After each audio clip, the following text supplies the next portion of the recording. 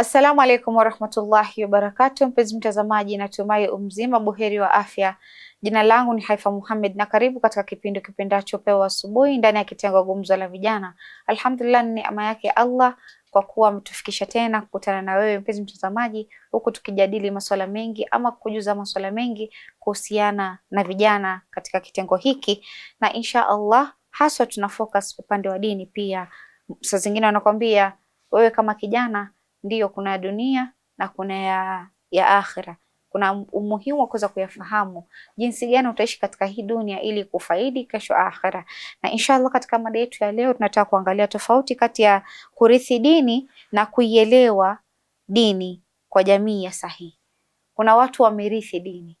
Je, kuna tofauti kati ya kuirithi na kuielewa? Maana majority ya watu wengi wamerithi dini lakini hawajasoma dini wala kuielewa dini inavyosema nini. Ndio maana utakuta kuna vijana wanapuuzia hata kuhusiana na vitu vingi. Kwa sababu gani? Kwa sababu yeye amezaliwa ndani ya Uislamu, amezaliwa katika labda madhhab fulani, hataki kusoma zaidi kuweza kufahamu ni kipi ambacho labda kina miss. Sasa ndio hapo utakuta Mwenyezi Mungu alikupa intellect, unapokuwa kuna fitra katika maisha yako, bimaana amekujalia wewe kuweza kufikiria, kuweza kupambanua ni gani sahihi ambao nafaa kuifuata. Insha Allah mgeni wetu si mwingine bali ni Luqman ambaye atatuwasilishia mada hii ya leo, na insha Allah tukirudi kwake tutaweza kufahamu mengi na mengi zaidi. Karibu. Assalamu alaikum warahmatullahi wabarakatuh. Wa alaikum salam warahmatullahi wabarakatuh. Karibu sana Luqman. Shukran. Ni furaha tena kuwa na wewe ndani ya studio zetu, tukifurahia mawaidha yako mawili matatu ya kunufaisha vijana na jamii kiujumla. Naamini vijana ni kitengo muhimu sana katika jamii yetu. Ima ni jinsi gani tunapaswa kuishi kutumia ujana wetu, ama tunapaswa kuishi ndani ya ujana wetu, inafaa itulete karibu na Mwenyezi Mungu Subhanahu wa Ta'ala. Na leo katika mada yetu ya leo ni mada nzuri sana ambayo naamini sisi ambao tunafanya mijadala tofauti tofauti tunajua kutofautisha kati ya mtu anayerithi dini na mtu anaielewa dini. Na insha Allah, bismillah. Bismillahirrahmanirrahim. Alhamdulillahi rabbil alamin. Thumma salatu wassalam ala ashrafil anbiya'i wal mursalin nabiyina Muhammadin sallallahu alayhi wa ala alihi wa ala ashabihi almuntajabin, amma ba'd. Ndugu zangu, leo hapa katika studio tuna mada nzuri sana ya kuangalia baina ya kurithi dini na kuelewa. Kuelewa dini ni kitu ambacho kwamba kwa lugha nyingine ama kwa ibara nyingine tutasema ni kuifahamu, mafhumu. Kwa hiyo tunaangalia tofauti ya mtu ambaye kwamba kuna mafhumu ya dini na mtu ambaye kwamba kwa akili yake amerithi dini. Ndio. Na tatizo kubwa katika jamii ya Waislamu na mujtamaa wa Kiislamu, matatizo makubwa na misconcept zile ambazo kwamba zimezagaa katika jamii ama katika ulimwengu, nyingi zimeletwa kutokamana na mambo haya mawili. Ima mafhumu ya mtu ni bovu, au imekuja kwa sababu ya mtu karithi dini. Je, dini aloirithi ni ile ambayo kwamba imetoka kwa mtume kama ilivyokuja, au amerithi katikati ya njia ilipotea? Kwa sababu kipindi mtume ameondoka mpaka sasa ni kipindi kirefu sana, ila Mwenyezi Mungu anasema dini yake yeye ndio mwenye ataihifadhi, na Uislamu umehifadhika mpaka siku ya Kiyama. Uislamu hauvurugiki, lakini kulingana na venye wewe utarithi dini ndio wewe utavuruga dini. Dini itabaki pale pale haijavurugika, lakini wewe dini yako wewe mwenyewe binafsi, maana dini ni manhaji ambayo kwamba wewe umejiweka, ni kanuni na sheria na dasturi ambazo kwamba zinakuelekeza wewe kuwa na tabia fulani ama lifestyle fulani. Hiyo ndio dini. Sasa yako ikivurugika, ni Uislamu wako umevurugika, utaenda kujibu Kiyama mbele ya Mwenyezi Mungu. Na Uislamu wa asli hauvurugiki, unabaki vile vile. Je, Uislamu ambao kwamba wewe uko nao umeurithi kutoka kwa nani? Umeurithi kwa njia ipi? Na aliyekurithisha dini hiyo, je, umeirithi ukaichukua kwake kulingana na venye iko, au umeichukua ukaitathmini? Sasa hapo ndiyo mambo ya mafhumu yanaingia. Je, baada ya kurithi wewe dini kutoka kwa yule aliyokurithisha dini, wewe ulielewa? Tatizo liko hapo. Kuna kitu kinaweza kuja katika dini kimeshurutisha watu kufanya jambo fulani, lakini kulingana na mtizamo aliyekurithisha dini, pengine uelewa wake, mafhumu yake ikakuwa ni makosa.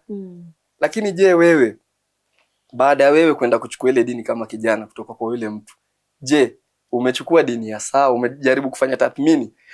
Kule kutafuta tathmini ya ile ukweli wa kile ambacho kwamba unakichukua kutoka kwa yule anayekupa kama Uislamu, basi wewe hiyo kitendo ya wewe kwenda kufanya utafiti, hapo sasa ndio wewe unapata mafhumu.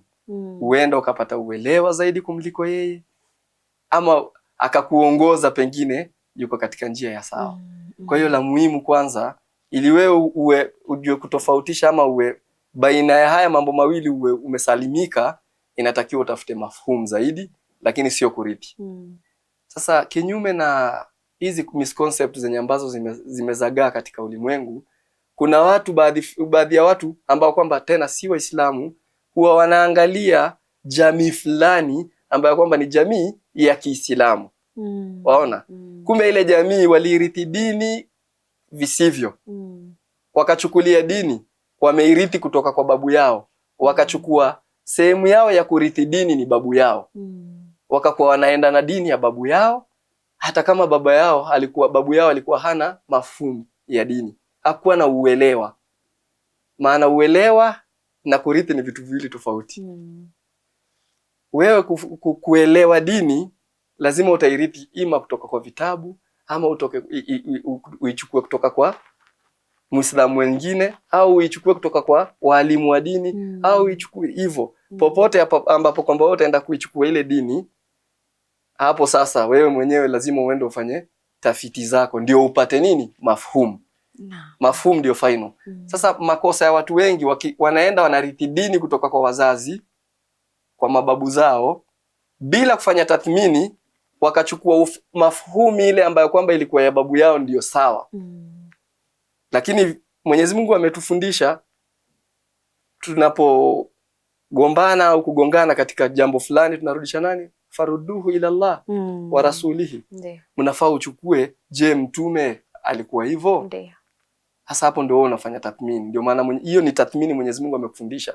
Uende utafute mafhumu. Je, Mwenyezi Mungu ataridhia ikiwa hivi, ama itakuwa ni ile Uislamu Mwenyezi Mungu ameteremsha? Au hiyo itakuwa ni Uislamu ya babu yangu? Sasa kuna mtu babu yake alichukua mila zake akazichanganya kwa Uislamu. Na Uislamu haijakuja kuvunja mila. Isipokuwa inavunja mila ambazo kwamba zimeenda kinyume na amri ya nani? Ya Mwenyezi Mungu. Sasa bahati mbaya kuna mila ziko kinyume na amri ya Mwenyezi Mungu, lakini zikakuwa zimefanana kidogo, ni kama zimefanana na ni wema. Waona? Mtu akaona kama ni wema. Kulingana na jamii aliotoka. Sasa ile athari ya jamii kuona ni wema ikabeba ile kitu kama ni iko ndani ya Uislamu, kwa sababu ya kurithi dini kutoka kwa babu. Mwingine anazaliwa, sasa kuna kule kurithi, anaona ya kurithi ya damu kama ile ya ugonjwa. Kuna baadhi ya magonjwa mtu akizaliwa, daktari akienda kumtibu anamuuliza wewe naam, zile genes zako, anakuuliza babu yako amewahi kugonjeka, kwenu kuna mtu ana ugonjwa? Maana ule ni ugonjwa unaweza kuja kupitia damu au kupitia kizazi. Sasa kuna baadhi ya watu wakafikiria Uislamu mtu anaweza kuurithi kupitia njia hii. Na hawa sasa ndo tunazungumzia. Kuna baadhi ya watu mtu anaona kama baba yangu ama katika jamii yetu kama Uislamu miaka mingi tumekuwa hivi, mbona nimesikia hivi? Hajachukua nafasi ya kwenda kufanya tathmini ajue kama hili ni kweli, ambalo kwamba sisi tulikuwa tunafanya practice kwa muda wa miaka 20 au 18 au 15, ajue kama kweli haya yapo katika dini. Hajafanya, unapata yeye ameichukua, na huenda akajiona Muislamu sana kuliko yule ambaye kwamba amefanya tathmini. Na ndio maana maneno ya Imam Ali alayhi salam aliwe kusema idha tama al-aql nakasa al-kalam. Mtu anapokomaa akili, na kukomaa hapa kuna kukusudiwa ni akili yake ikakuwa imeshika katika dini, imekolea, hupunguza maneno. Ndio. Maneno ya ulimi yake yanakuwa machache, fikra yake inakuwa iko juu kwa sababu akili imekomaa. Sasa kuna baadhi yetu anaweza kuingia katika masala ya dini akakuwa anapinga vitu ambavyo kwamba viko katika dini kwa sababu mila ya babu yake inaenda kinyume na desturi ya Uislamu. Lakini yeye hajui kama mila na desturi za mila zao za babu yake ziko kinyume na Uislamu, kwa sababu ya kuishi kule akarithi dini kutoka kwa wajomba. Yeye anaona hiyo ndio sawa tu, ambapo ni makosa makubwa sana. Kwa hiyo tuangalie kurithi ni kitu gani. Kurithi, hapo lazima kupatikane kitu kinaitwa mirathi ambacho kinarithiwa. Na katika maksadi yetu leo kinachorithiwa hapa ni Uislamu. Sawa? Kilichorithiwa katika lugha ya ibara nyingine, mirath ni istikhlaf. Ni mtu, ni ile kupewa kama ukhalifa. Kama Mwenyezi Mungu alivyo, inni ja'ilun fil ardi khalifa. Amemrithisha nani? Adam ardhi hapa, aje akae hapa, yeye ni mrithi wa hii ardhi. Lakini urithi wa kitu si kumaanisha ni chako umekichukua. Ndio. Kwa hivyo babu yako kama alirithi dini kutoka kwa babu zake, haimaanishi kaichukua dini ni yake ataifanya venye anataka. Na wewe kama umerithi dini kutoka kwa baba yako, dini si ya baba yako na si yako. Babako amekurithisha, umezaliwa, ndio umepata, hao ni Waislamu. Kama umerithi ule Uislamu, nenda utafute mwenye Uislamu anasema nini. Wewe unaweza rithi tu kutoka kwa mtu. Kama mfano, tuchukue mfano hai.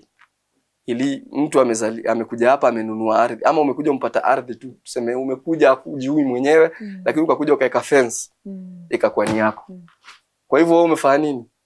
Umeirithi, unaimiliki. Wewe unafanya nini? Wewe ni khalifa wa hiyo ardhi. Ndio tukatumia neno istikhlaf. Wewe ndio unachukua amri zote za pale, wewe ndio unatunga sheria zako za pale, lakini ile ardhi kwa uhakika na uhalisia wa mambo ni kwamba haijakuwa yako, tumeirithi, ni yako, utafanya unavyotaka. Iko siku wewe utakufa, utaondoka, utaiacha. Ima ibaki hivyo, mwingine akuja irithi kama wewe hivyo, au mwingine anakuwa yeye amekuja akapata kuna mtu pale akarithi kwa kununua by purchasing, au akairithi by kufanya nini? Kuachiwa, amerithishwa. Mimi nimeondoa umiliki wangu nikakupa wewe. Kwa hiyo tunaambiwa kwamba almirath katika lugha nyingine hiya istikhlaf, ni mtu kukua khalifa wa kitu, au fi'lu yani ja'ala ghayrahu khalifatan wa muniban, yani ni kujalia, ni kitendo cha kujalia mtu ambaye sio mmiliki au sio mwenye kuongoza au kutawala au kumiliki kitu fulani, ukamfanya awe ndio anakimiliki. Sasa baba yako yeye kupata Uislamu haimaanishi ule Uislamu ni wake, na wewe pia umekuja umezaliwa ukafikiria umerithi kwa njia ya genetics, haimaanishi wewe Uislamu utaenda nao kama venye unataka ama venye baba yako anataka. Unatakiwa uende ufanye search, kwa sababu Uislamu ni wa Mwenyezi Mungu. Uende ufanye search yako, usome ilmu, upate mafhumu. Sasa tunaona tofauti ya kurithi na mafhumu na kuelewa dini. Kuelewa ni mtu amefanya research akaelewa, pamoja na kuwa amejua ili linafanyika, lakini je, ana ufahamu wake ili liko sawa ama haliko sawa, au lilikujaje? Leo kuna watu hawajui historia ya Uislamu. Lakini wao ndio utapata wako kipao mbele, wanakashifu vitu ambavyo kwamba vimefanywa na wema waliotutangulia, watu wa nyumba ya Mtume walivifanya, lakini yeye anakanusha kwa sababu baba yake anachukia kitendo kile. Waona Ukaona mwingine ameshika mwenendo fulani ambao sio, anaambiwa mwenendo huo sio, lakini yeye kwa sababu ya kurithi kutoka kwa wazazi wake anaona ndio. Kwa hiyo kumtoa pale inakuwa ni kazi ngumu sana. Kutoka pale kama pale paka yeye mwenyewe atoke pande ya kurithi aende kwa kuelewa, paka nafsi yake. Inna Allah la yughayyiru ma biqaumin hata yughayyiru ma bi anfusikum, si ndio? Mwenyezi Mungu hawezi kubadilisha kaumu fulani isipokuwa ile kaumu wenyewe katika nafsi zao amwe nini, wachague sisi tunataka kubadilika. Kwa hiyo ule mwenyewe ndiye ataamua mimi nataka kuelewa dini, alafu atatoka katika kasumba za kurithi.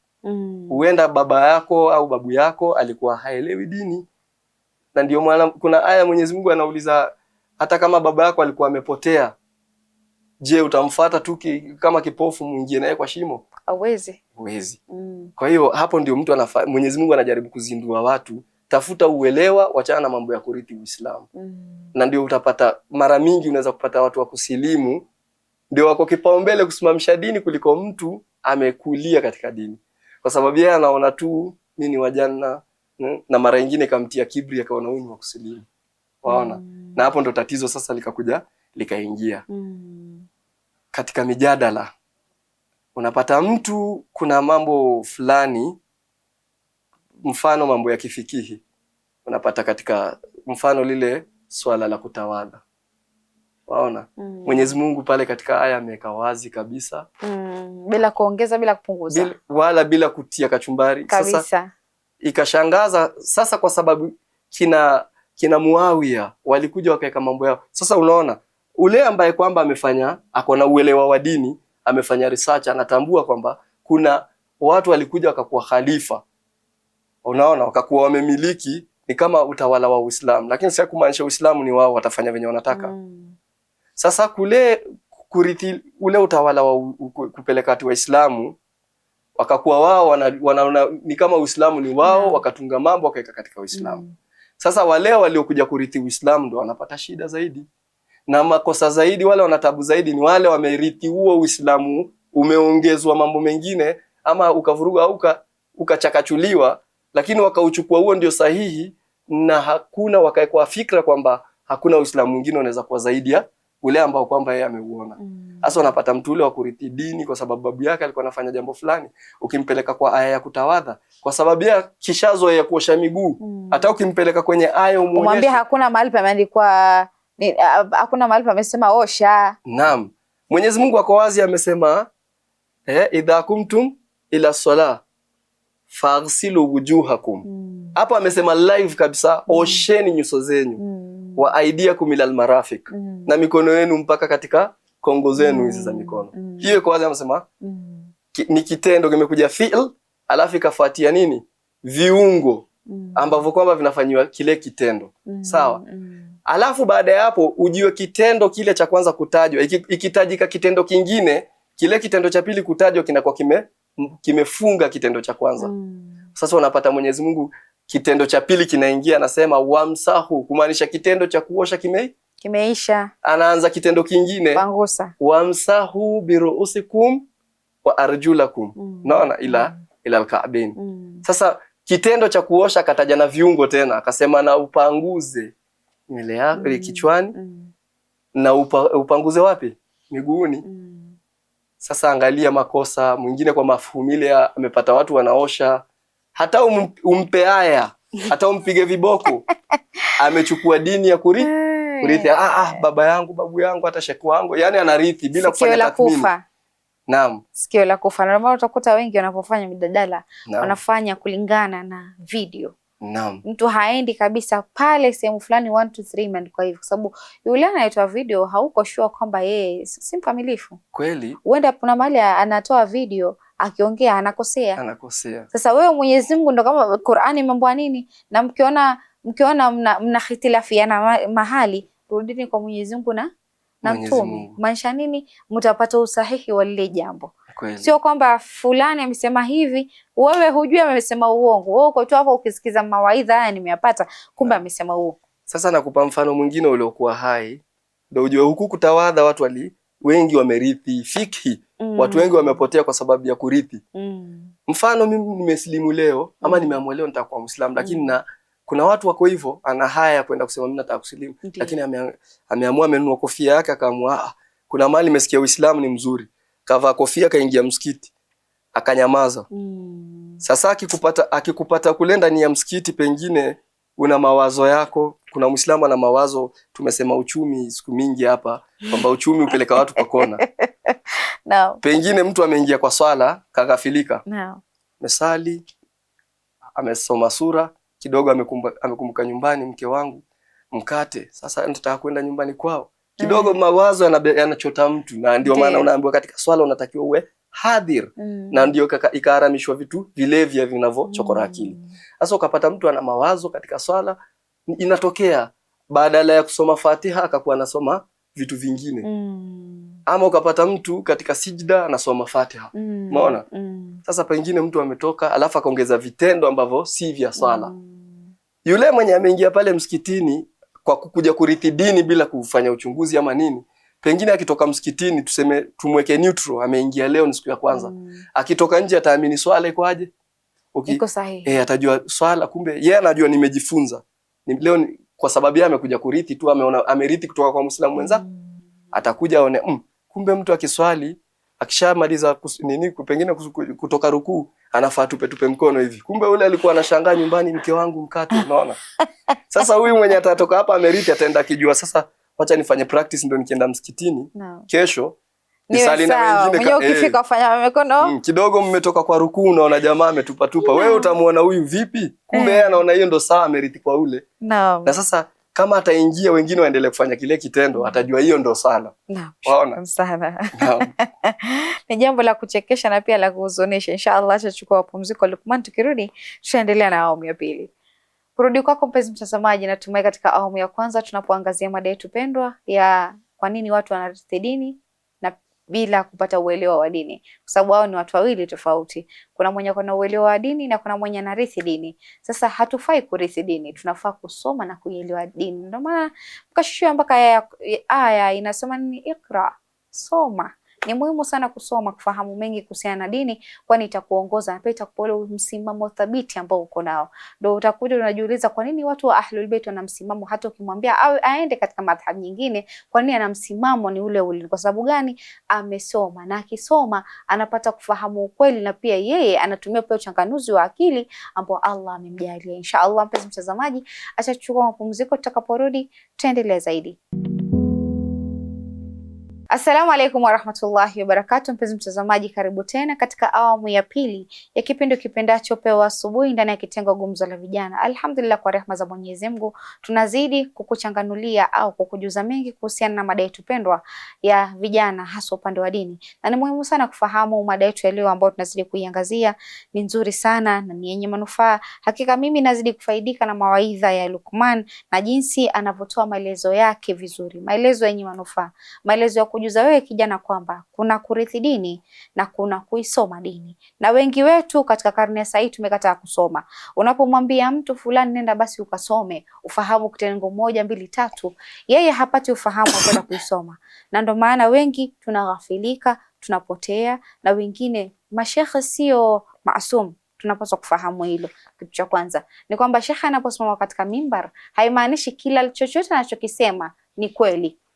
Yeye pia anaghafilika. Huenda ametoa hadithi ambayo sio, labda hadithi ni dhaifu, hadithi ikubaliki, lakini ameenda kuitoa katika mimbar. Wewe kama kijana, jukumu lako kujiuliza maswali. Ama unapotoka kule kusikiza mawaidha, je, unapoenda nyumbani una internalize ama kuangalia lile ambalo huyu shekhi amefundisha kule msikitini ni la kweli? Na insha Allah tukirudi kwake Luqman tutaweza kufahamu mengi kuhusiana na swala zima la tofauti kati ya kurithi dini na kuielewa dini insha Allah. Naam, karibu sana. Shukran sana. Karibu tena. Tukiendelea katika kipindi cha pili. Naam.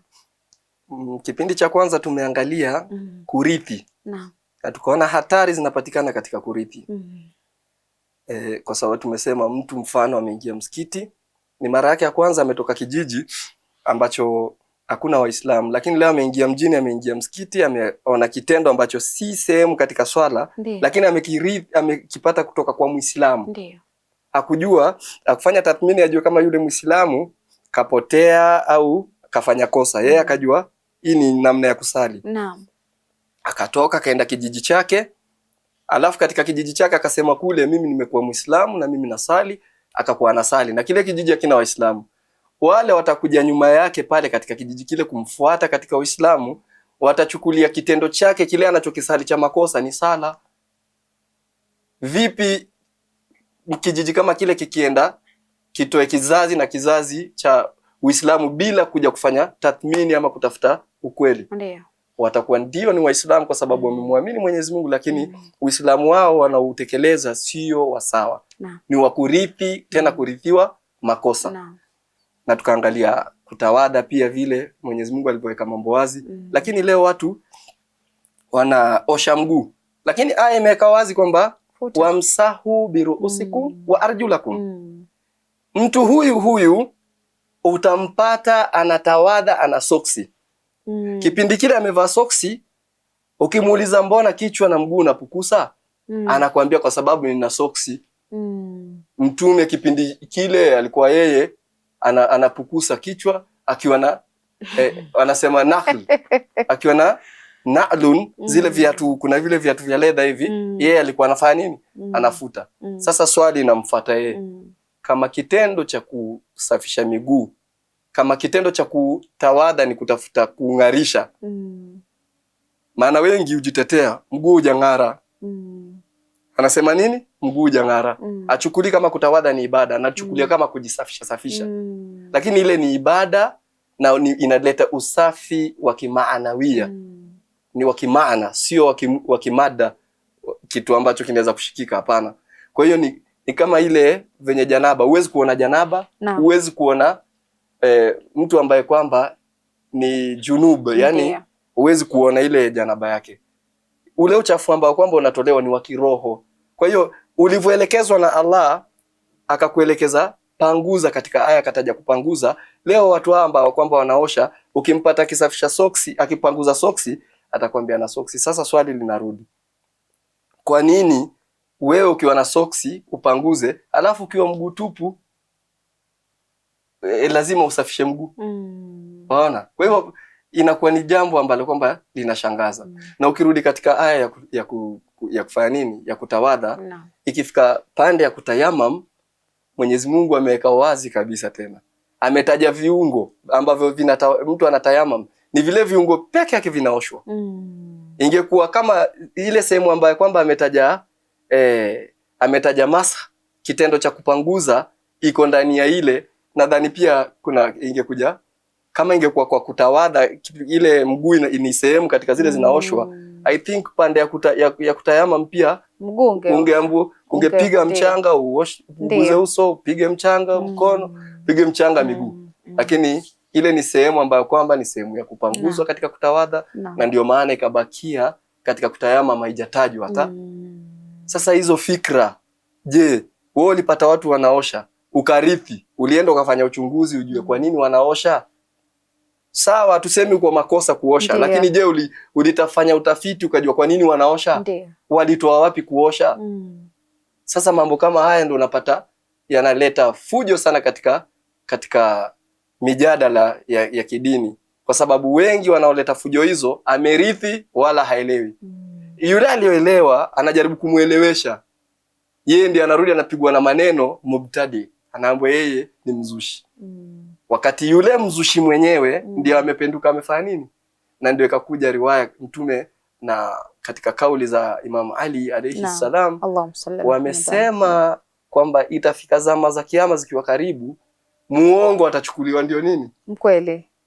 Na mkweli atafanywa nini? Muongo. Haikuwa nani ajui huyu ni muongo, huyu ni mkweli, na nani anataka muongo afanye kiongozi? Hapana, hakuna anayetaka hivyo.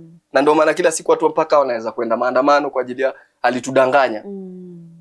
Lakini vipi Mtume aliyekaa maneno, sisi tumewachukulia juu tu hivyo, ni kiongozi tu. Lakini ni wewe anayekuongoza katika kufuata ibada zako. Itafika zama watu watakuwa wanachukua wale mwenye ako katika njia ambayo kwamba si sawa, akaona yeye ndio sawa zaidi, na ndio maana utakuta yule wa sawa kabisa. Na ndio maana utakuta japo watu ni wengi, hasa upande wa mashekhi ni wengi sana. Ndio. Huyu anaamka asubuhi hajui ashike la nani. Huyu amesema hivi, huyu amesema hivi. Ndio. Unakuta unachanganyikiwa kati ya hapo. Hujui nimfuate huyu alosema hivi ama nimfuate huyu alosema hivi. Ndio. Hapo linapozua tashwishi ya kwamba limekuconfuse wewe mwenyewe, ni jukumu lako kufanya nini? Kurudi kusoma. Ni kweli. Lakini wengi wetu tumekataa. Mimi bwana Sheikh fulani ashasema hivi, nimeshashika ndo hivyo. Kutojua kwamba unajiingiza katika dimbwi. Naam. Wewe kesho utasimama peke yako. Na hizi kasumba zilipandwa na maadui wa Uislamu. Kabisa. Wakafanya Uislamu sisi tuuchukue. Sasa ikakuwa dini ni kama watu wale wanapiga Uislamu dini vita wanataka ivunjike. Wakachukua zile wakaona mila potovu zimechanganika na Uislamu. Wakazipush. Acha tuchochee hizi ndio tutachochea. Na imefika mahali ambapo Uislamu wa kweli mtu anaudharau bila kufanya research. Akakuwa anagombana na Uislamu wa kweli hali ya kuwa nini? Akilazimisha watu kwa Uislamu wa kuzuka. Na kwa sababu ile pande ya upotovu Mwenyezi Mungu anasema itatiliwa nguvu sana. Hata Mtume anasema pande ya batili watu wanafujo sana ya wanapupia batili kulipuka, na batili huenda haraka. Ndio. Haki inaweza kuja polepole, itachukua muda mrefu, lakini ikishika haki haiwezi toka. Wa qul jaa al-haqa wa zahaqa al-batil inna batila kana zahuka. Ile uongo yote inaporomoka. So unapata dini Mwenyezi Mungu ameifanya akasema la ikraha fi din. Hakuna kulazimishana katika dini. Ndiyo. Kwa nini Mwenyezi Mungu aweke dini hakuna kulazimishana? Ameweka dini hakuna kulazimishana ndio mtu apate fursa ya kuchanganua upotovu na uongofu. Na ndiye akasema kad tabayyana rushdu min al-ghayy faman yakfur bitawhid, mwenye ataachayo maneno ya kuzuka ya uongo yenye hayaambatani na Mwenyezi Mungu akashika ile ya kweli yenye amefanya research akajua ni kweli, basi ameshika mshiko madhubuti. Waona? Sasa kwa nini niseme hivi? Kwa nini tuyayaia hakuna kulazimishana kwa dini? Hii mambo ya kurithi ndio inaleta nini? Kulazimishana. Kapata mtu sisi babu zako tumewapata wewe unataka kutufunza sisi dini. Waona unakuona mlazimishia mdogo wako dini yako. Ndio. Unasahau manabii waliwahi kuwafunza wazee. Ndio. Wewe unataka ukae chini, urudi chini, utafute mafhumu, utafute ilmu, utafute uelewa wa dini. Waona? Unatakiwa ukae chini utafute ule uelewa, sio kurithi. Utapata mtoto mdogo amekuongoza katika njia sawa na wewe uko kwa upotovu karudi kwa haki. Ndugu zetu kuna hadithi wanapenda.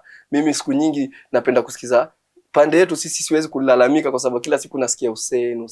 Hata saa hizi Hussein yuko kwa roho. Mashaallah. Ndugu zetu kuna hadithi moja ndio nasikiaga tu siku zote wanazunguka nayo ya Imam Hussein na Hassan wakiwa watoto wadogo. Waliingia sehemu wakapata mzee ajui kutawadha.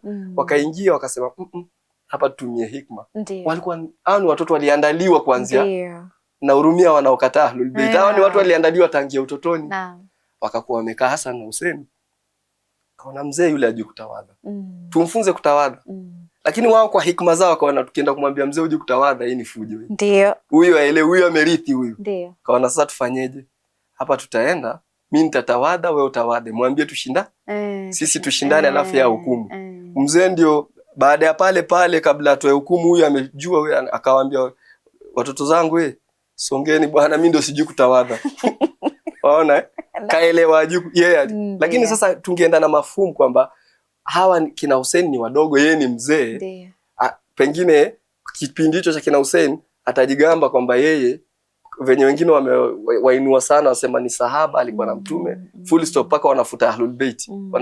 Wanasahau Hussein anacheza na mtume akisali. Sasa Hussein ameelewa dini sawa. Ule naye pengine masahaba wengi, mimi naeka wazi kabisa leo, masahaba wengi wamerithi dini ya kukuja wakaifuata. Akakuwa sahaba ya mtume, yeye akakuja akamfuata mtume alafu akachukua utume kutoka akachukua dini kutoka kwa mtume. Na wengi sasa hapo ndio kakuja mwingine mafhumu yake kaenda hivi, mwingine hivi, kukatoka hizi vitu zenye unasikia mas'alatul ikhtilafia. Wakaikhtilafiana kutawadha, wakaikhtilafiana mwingine hivi kama sigara, kuzima sigara kwa sala. Mwingine akasema zungusha hivi kama kukoroga chai, mwingine akasema inua hivi, mwingine akasema wakagombana, mmoja akamwambia sasa mimi nasimamisha shetani na wewe mchape. Ikakuwa sasa wamegombana kitu ambacho kwa Ahlul Bayt utapata sote tumefika mshiko mmoja kwa sababu Ahlul Bayt wote kuanzia Imam Ali alivyopokea kutoka kwa mtume, kama Fatima alichukua kutoka kwa baba yake, ikateremka kwa watoto wao, ikakuja wajageuza wanachukua kama walichukua penye ilipokea kutoka kwa mtume na wakaielewa.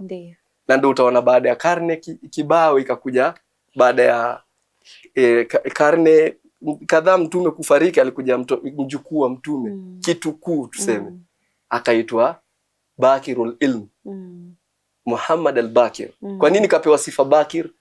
Alibobea, alizama katika elimu. Hakusema hii ni dini ya babu yangu. Alikuwa na wale Mwenyezi Mungu tayari pia amewapa elimu, lakini pia hiyo elimu walikuwa wanaifanyia kazi. Hawakukaa tu sasa elimu sisi tuko nayo tukae nayo. Walikuwa wanaifanyia kazi. Na mara mingi utapata wale makhalifa, khulafa walikuwa saa nyingine wakitereza, Imam Ali anaitwa. Ndio. Anatumia elimu. Sawa, wanarudi wanaona sasa hapa tutaharibikiwa, huyu atakuwa khalifa. Wanamtoa, wanaleta ile purukushani ilikuweko. Sasa utapata wengi katika sisi wa sasa wamerithi dini. Na miongoni mwa wale walitawala Uislamu walikuja kurithisha watu vitu havipo. Ndio. Wengine kwa chuki ya Ahlul Bait, kwa sababu wao wamepupia utawala. Mtu akabadilisha mambo fulani, anataka kujikhalifisha, asijifananishe na mtu fulani wa Ahlul Bait. Alafu kwa sababu ya ile tamaa ya uongozi akatia na ndio Mwenyezi Mungu hapo nimesema la ikraha fi din. Yeye akaweka sharuti paka wengine walikuwa na amrishwa kulaani maimamu kwenye mimbari zao. Kipindi hicho. Sasa ikifika sasa hivi huwezi kujua ile dini iliwekwa kwa sharuti ya lazima. Hiyo ukairithi. Na ile iliachwa kwa soft. Ni rahisi sana kuamini iliyoshurutishwa na imezagazwa kwa nguvu. Ni rahisi kuiamini hiyo ndio ya sawa kuliko ile ya Mwenyezi Mungu ambayo kwamba ni soft. Na ndio maana utapata Waislamu duniani ni wachache, lakini hao wa kule kwingine ni wengi. Lakini akikaa chini akifanya tathmini zake, akachukua vitabu akapita ndani, akapata kumbe Uislamu ni dini ya haki. Na utaona kwa nini Mwenyezi Mungu alikataza pia kulazimishana. Hakuna nabii alilazimisha watoto wake katika dini. Manabii wote walikuwa wanapeana free will. Kuna mtu, wacha nianze na yeye kwa sababu mimi naitwa Luqman. Luqman Mwenyezi Mungu amemtaja kwenye Qur'ani na ikakuja sura imeitwa Luqman. Mwenyezi Mungu akimtaja Luqman, kilichomweka pale alisema nini? Idh qala Luqman li ibnihi. Wa idh qala Luqman li ibnihi wa huwa ya'idhuhu ya bunayya la tushriku billah. Unaona? Alikuwa anamuaidhi, neno limetumika hapo, wa huwa ya'idhuhu. Yani pale ni kumuaidhi, kumpa mawaidha. Mawaidha ukiangalia lugha ya Kiarabu, neno mawaidha utapata hiya tadhkirun, umeona? Hiya tadhkirun bil khairi layinun lilqalbi. Layinun lilqalbi ndio tafsiri yake. Ni ni kupatia mtu, kumtajia mtu ama kumkumbusha. Dhikri ni kukumbusha. Kumkumbusha mtu bil khairi, kwa jambo la khairi ama la sawa la Mwenyezi Mungu. Layinun lilqalbi, kwa maneno laini kwa roho. Maneno laini kwa roho unamwachia free will, anachagua. Mwenyezi Mungu ashaandaa adabu na wenye kushinda kikombe, kama watapanda ile pale jukwani kuchukua kikombe siku hiyo tutajua tu. Ndio hivyo. Naam. Kwa hivyo ni kuwaidhiana. Dini sio kulazimishana. Ingekuwa ni kulazimishana, nabii wa kwanza ni Yakubu angelazimisha watoto wake. Kweli. Kwa hiyo hakuna kulazimishana kwa dini. Na kwa sababu hiyo basi hakuna kurithi dini. Hakuna kurithi dini kibubusa. Lazima ukae chini, uende ufanye tathmini, uelewe vitu. Na ndio maana ikakuja pia katika Qur'ani Mwenyezi Mungu akikumbusha watu anasema am kuntum shuhada, je nyinyi sio mashahidi? Idh hadara Yaqub al-maut, wakati Yaqub alikujiwa amefikiwa na malakul maut, anataka kutolewa roho. Idh kala libanihi, akasema kuambia watoto wake, ma ta'buduna min ba'di, mtakuwa mnaabudu nini baada yangu? Akwambia nyinyi sasa kuanzia leo mimi nafariki, lakini wewe mkubwa nimekuachia. Aliwauliza kwanza ni free will, mtaabudu nini baada yangu? Yani Uislamu ni dini inaachiwa mtu nafsi yake ichague. Uislamu ni dini inapea mtu, hata Firaun angeangamizwa haraka sana, lakini anapewa tu nafasi. Ndio maana akawauliza ma taabuduna min ba'di, kalu, wakasema naabudu ilahaka wa ilaha abaaka Ibrahim, tutaabudu Mola wako ambaye ni Mola wa Ibrahimu. Umeona? Au kumwambia tu Mola wako, anamwambia Mola wako ambaye pia Ibrahimu pia ni Mola wa Ibrahimu. Kama wewe ungekuwa umeteleza mahali, mimi ningeshika huyo wa Ibrahimu. Na kauli ya Allah ikaendelea ikasema wa Ismail wa Ishaka wa ilahan wahida. Unaona? Anasema na ni Mungu wa Ismail na Ishak. Na ni Mungu mgapi? Mmoja. Sio ni kumaanisha eti Mungu wako sio Mungu wa Nuhu, sio Mungu wa huyo mmoja ambao wote wamemwabudu. Akasema ilahan wahida wa nahnu lahu muslimun. Akusema wa nahnu lahum muslimun. Ingekuwa wa nahnu lahum muslimun, ndio sheria za Ibrahimu kapewa na Mungu. Dini ya Ibrahimu ndio ile dini ya Mungu. Dini ya Ismail ndio ya Mungu, ya Ishak ndio ya Mungu, ya Yakub ndio ya Mungu. Sheria zao ni za Mungu. Lakini huwezi kusema wa nahnu lahum muslimun, kwa sababu in case kutatoka ikhtilafu utakuwa muslim kwa nani? Tutajisalimisha kwa Ibrahimu in case kukitoka ikhtilafu. Naona? Ndio wakasema wa nahnu lahu, kwa Mwenyezi Mungu yule ambaye ni mmoja, muslimun. Kwa hiyo ni hakuna kurithi dini. Dini ni mafhumu. Mashallah, shukran sana Luqman kwa kutuelezea mengi kuhusiana na hili swala. Naamini mpenzi mtazamaji atakuwa amefahamu, anapata ile mafhumu. Waarabu wenyewe wanasema. Asante sana Luqman, shukran sana. Kurudi kwako mpenzi mtazamaji, natumai katika awamu ya pili tukiwa na Luqman ndani ya studio zetu. Alhamdulillah, amekujuza mengi, amekufahamisha mengi. Jukumu lako sasa, mpira tunakuachia. Je, unataka kurithi dini ama kuielewa dini? Kusoma ni wajibu, ni kitu ambacho kimeletwa na ni lazima. Ukisoma hautakuwa mjinga, usiposoma utakuwa mjinga, utakuwa mtu akupelekwa na upepo. Wakuambia twende right tutaenda right, wakuambia twende left tutaenda left. Hata kwa shimo utaingia pia. Lakini kwa mtu mwenye amesoma na kuna ile fitra na intellect ndani yake, basi atapata ufahamu kwamba ninapoingia katika shimo, chances kwamba sitatoka, na nisipotoka sitapata chakula, nisipopata chakula nitafia humo ndani. Inshallah mpenzi mtazamaji, ufikia hapo sina mengi ya kusema isipokuwa nikwambia fi amanillah.